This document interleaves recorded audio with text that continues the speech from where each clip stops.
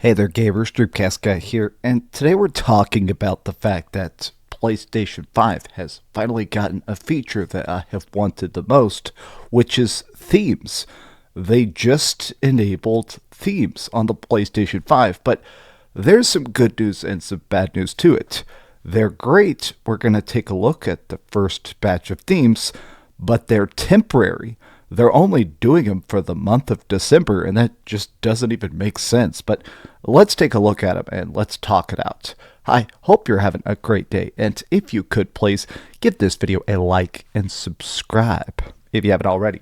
I am terribly sick, but I have been enjoying this big celebration of the history of PlayStation.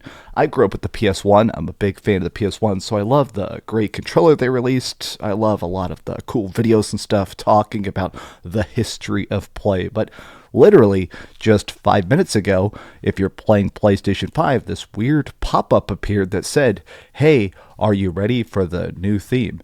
So it asks to restart your PS5, and when it does, it has a PlayStation 1 startup menu. It actually plays the full original PS1 startup, which is great. But now, in the settings, if you actually go to it, there's a new button, which is PlayStation 30th Anniversary. Now, look at this.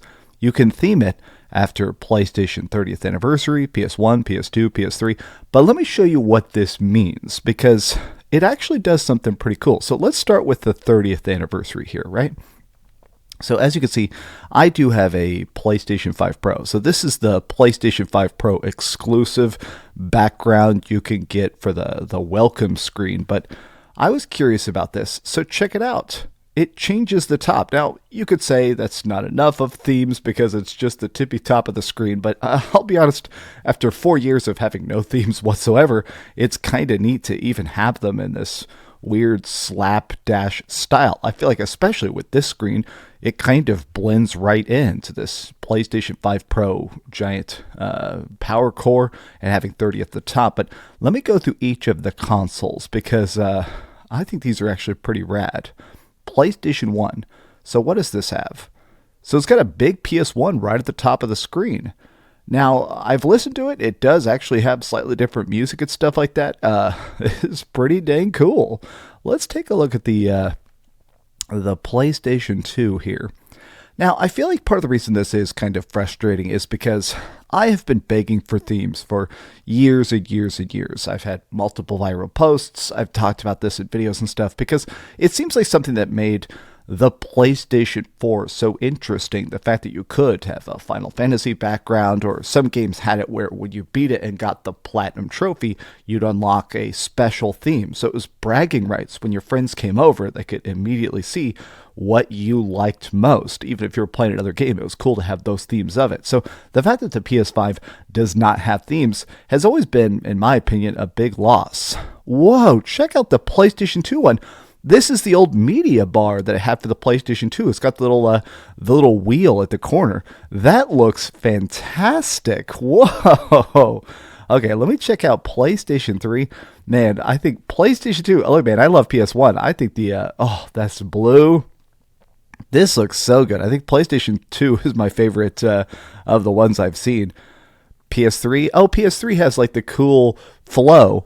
I do kind of wish that these moved, the way that PlayStation 4 themes did, where it was more than just a static picture. But even still, I think this actually looks pretty great. Wow. It's kind of cool that they have one, but let me see what they would do for the PlayStation 4, right? Because the PlayStation 3 one's pretty obvious. Oh, they're going back for that PS4 blue. Oh, man. So it's just the original PlayStation 4 startup across the top of the screen.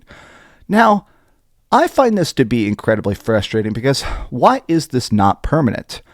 I love my PlayStation 5. I play my PlayStation 5 constantly. As you can tell, I'm incredibly sick today, so my plan is to just hang out, to just sit here, skip the gym, eat some ramen, drink some Gatorade, and play my PlayStation 5 until I can't make a fist. And so the fact that this is temporary, it just seems like so bizarre.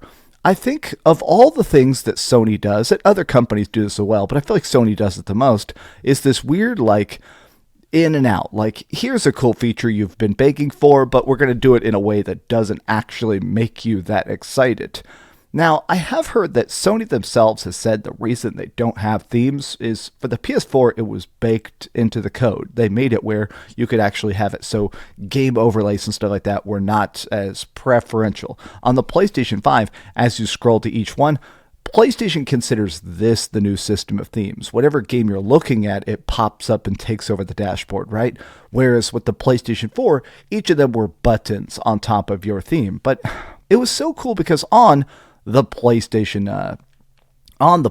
4, every part of it was customizable. I mean, it was crazy that you could move the buttons around, you could make folders and stuff that is just not part of PlayStation 5.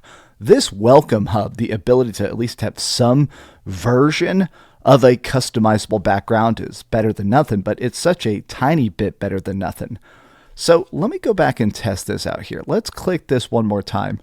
So people are saying that this is only going to exist for the month of December. I don't think Sony said the official date that it's being deactivated yet, but it does kind of baffle me whenever you get something super duper cool and then they just yoinky spelunky it like 3 weeks later. Sony, hopefully this is you trying to test interest. Over the course of the last couple years, Sony's been trying to play it safe. We get a lot of remakes and remasters and stuff, obviously, which I've complained about. A lot of people have complained about, even their best remakes and remasters. We want new stuff. We want exciting stuff. But I think things like the PlayStation Portal came out that sold really well, and now the rumor is they're making an actual PlayStation handheld. Hopefully this is just a taste test. Hopefully this is PlayStation looking at our console data and saying, wow, 72 million people have a PlayStation 5, and we noticed that 70 million of them immediately put on a custom theme and left it on for the entire month. Hopefully that signals to them the value of themes. I want them to come back. I've talked about it a lot. I just think themes are a really cool feature. And additionally, I feel like it can't be that hard, right? Just give us themes, baby. Give us themes. All right, well, this has just been an off-the-cuff thought. I'm going to go back to bed and hopefully learn to breathe again.